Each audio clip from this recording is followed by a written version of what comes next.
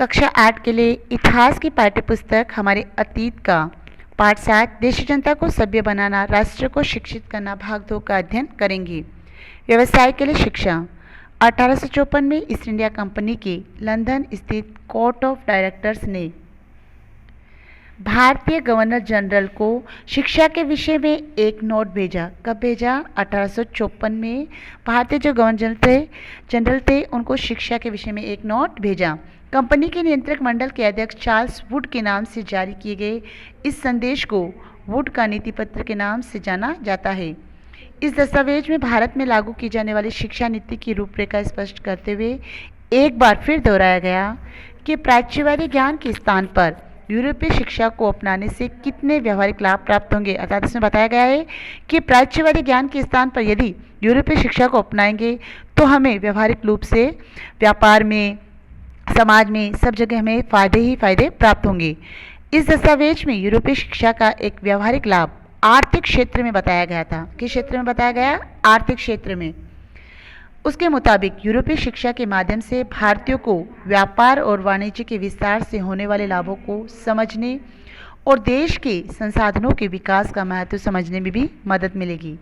यदि उन्हें यूरोपीय जीवन शैली से अवगत कराया गया तो उनकी रुचियों और आकांक्षाओं को भी बदलाव आएगा। ब्रिटिश वस्तुओं की मांग पैदा होगी क्योंकि तब यहाँ के लोग यूरोप में बनी चीज़ों को अपनाना और खरीदना शुरू कर देंगे। आगे देखिए, वुड के नीति पत्र में ये तर्क भी दिया गया था कि यूरोपीय शिक्षा से भारतीयों के नैतिक चरित्र का उत्थान होगा। नैतिक अर्थात उनके व्यवहारिक जीवन में उत्थान होगा, विकास होगा। इससे वे ज़्यादा सत्यवादी और ईमानदार बन जाएंगे और फलस्वरूप कंपनी के पास भरोसेमंद कर्मचारियों की कमी नहीं होगी, अर्थात विश्वास पात्रों की कमी नहीं होगी। दस्तावेज के मुताबिक पूर्व का साहित्य न केवल भयानक त्रुटियों से भरा पड़ा था, बल्कि यह लोगों में न तो काम के प्रति दायित्व और समर्पण का भाव पैदा कर सकता है और न ही शासन के लिए आवश्यक निपुणता पैदा कर सकता है।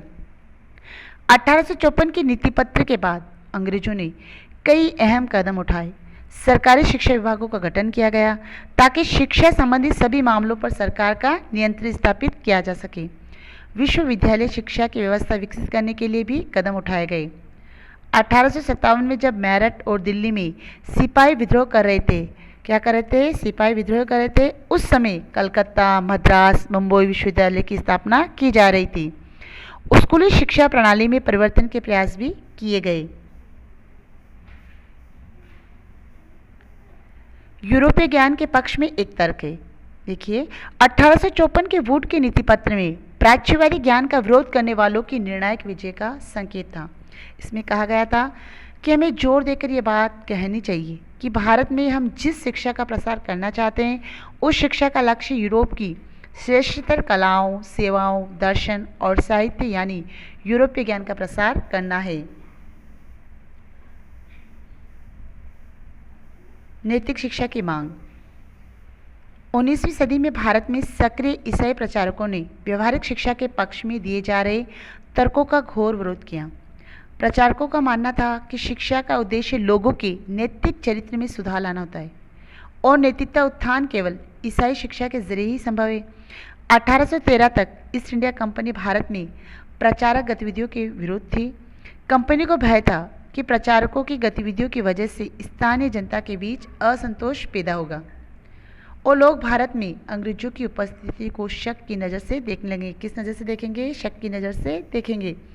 ब्रिटिश नियंत्रण वाले भू क्षेत्रों में अपने संस्थाएं न खोल पाने की वजह से प्रचारकों ने अंततः सेरामपुर में अपना मिशन खोला। कहाँ खोला? सेरामपुर में।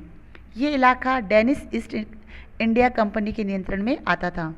वर्ष 1800 में एक छापाखाना लगाया गया और 1818 में एक कॉलेज खोला गया। 19वीं सदी के दौरान पूरे भारत में प्रचारक स्कूल खोले गए, परंतु 1857 के बाद भारत की ब्रिटिश सरकार प्रचारक शिक्षा को प्रत्यक्ष सहायता देने में आनाकानी करने लगी। सरकार को लगता था कि स्थानीय रीति रिवाजों, व्यवहारों, मूल्य मान्यताओं और धार्मिक विचारों से किसी भी तरह की छेड़छाड़ देशी लोगों को भड़का सकती है। चित्र देखिए, स्कॉटलैंड के ईसाई प्रचारक विलियम केरे, जिसने श्रीरामपुर मिशन की स्थापना में मदद की।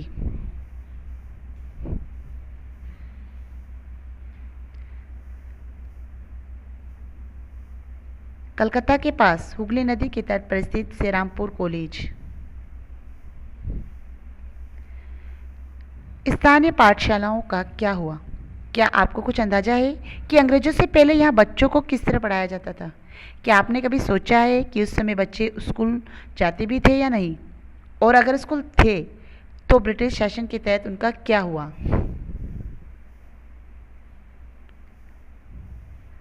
विलियम एडम की रिपोर्ट।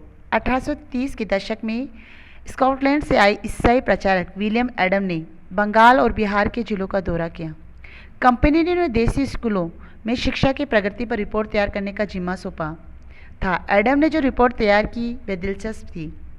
एडम ने पाया कि बंगाल और बिहार में 1 लाख से ज़्यादा पाठशालाएं हैं।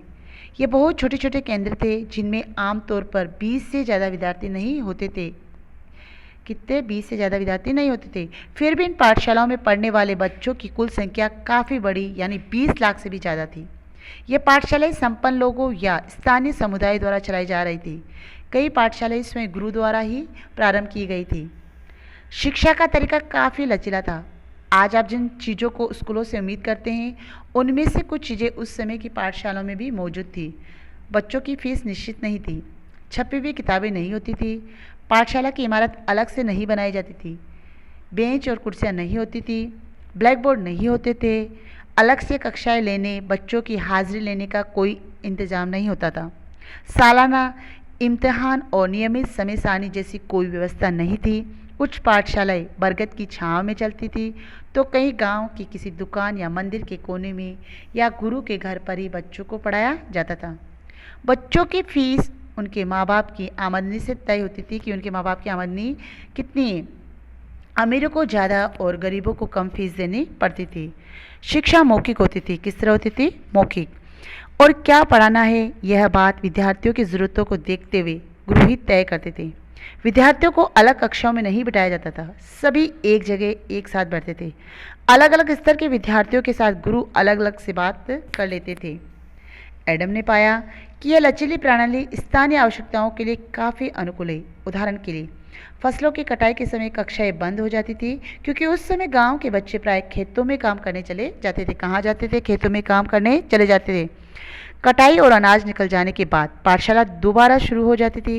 इसका परिणाम यह था कि साधारण काश्तकारों के बच्चे भी पढ़ाई कर सकते थे, अर्थात सभी पढ़ाई कर सकते थे। चित्र को देखिए। एक ग्रामीण पाठशाला। यह फ्रांसवा साल्वी नामक डच पेंटर द्वारा बनाया गया चित्र है। फ्रांसवा 18वीं सदी के आखिर में भारत आए थे। अपने चित्रों में उन्होंने लोगों के दैनिक जीवन को दर्शाने का प्रयास किया है। नई दिनचर्या, नए नियम। 19वीं सदी के मध्य तक कंपनी का ध्यान मुख्य रूप से उच्च शिक्षा पर था, इसलिए कंपनी ने स्थानीय पाठशालाओं के कामकाज में कभी ज़्यादा दखल नहीं दिया। 1854 के बाद कंपनी ने देसी शिक्षा व्यवस्था में सुधार लाने का फैसला लिया। कंपनी का मानना था कि इसके लिए मौजूदा व्यवस्था के भीतर बदलाव किए जा सकते हैं। कंपनी एक नई दिनचर्या, नए नियम और नियमित निरीक्षण के जरिए पाठशालाओं को और व्यवस्थित करना चाहती थी। इसके लिए क्या किया जा सकता था? कंपनी ने क्या कदम उठाए? सबसे पहले तो कंपनी ने बहुत सारे पंडितों को सरकारी नौकरी पर रख लिया। इनमें से प्रत्येक पंडित को 4 से 5 स्कूलों की देखरेख का जिम्मा सौंपा जाता था। पंडितों का काम पाठशालाओं का दौरा करना और वहां अध्यापन की स्थितियों में सुधार लाना था। प्रत्येक गुरु को निर्देश दिया गया कि वे समय समय पर अपने स्कूल के बारे में रिपोर्ट भेजें और कक्षाओं को नियमित समय सारणी के अनुसार पढ़ाएं। अब अध्यापन पाठ्य पुस्तकों पर आधारित होगा और विद्यार्थियों की प्रगति को मापने के लिए वार्षिक परीक्षाओं की रूपरेखा तैयार की जाने लगी। विद्यार्थियों से कहा गया कि वे नियमित रूप से शुल्क दें, नियमित रूप से कक्षा में आए, तय सीट पर बैठे और अनुशासन के नियमों का पालन करें, जिस तरह अभी सभी विद्यार्थी करते हैं। नए नियमों पर चलने वाली पाठशालाओं को सरकारी अनुदान मिलने लगे, जो पाठशाला नई व्यवस्था के भीतर काम करने को तैयार नहीं थे, उन्हें कोई सरकारी सहायता नहीं दी जाती थी। जिन गुरुओं ने सरकारी निर्देशों का पालन करने की बजाय अपनी स्वतंत्रता बनाए रखी, वे सरकारी सहायता प्राप्त और नियमों से चलने वाली पाठशालाओं के सामने कमजोर पड़ने लगे। इन नए नियमों और दिनचर्याओं का एक और भी नतीजा हुआ। पहले वाली व्यवस्था में गरीब किसानों के बच्चे भी पाठशालाओं में जा सकते थे, क्योंकि शालाओं की समय सारणी काफ़ी लचीली होती थी। नई व्यवस्था के अनुशासन की मांग थी कि बच्चे नियमित रूप से स्कूल आए। अब कटाई के मौसम में सभी बच्चों का स्कूल में आना ज़रूरी था, जबकि उस समय गरीब घरों के बच्चे खेतों में काम करने जाया करते थे। अगर कोई बच्चा स्कूल नहीं आ पाता था तो इसे अनुशासनहीनता माना जाता था, यानी बच्चा पढ़ना लिखना ही नहीं चाहता।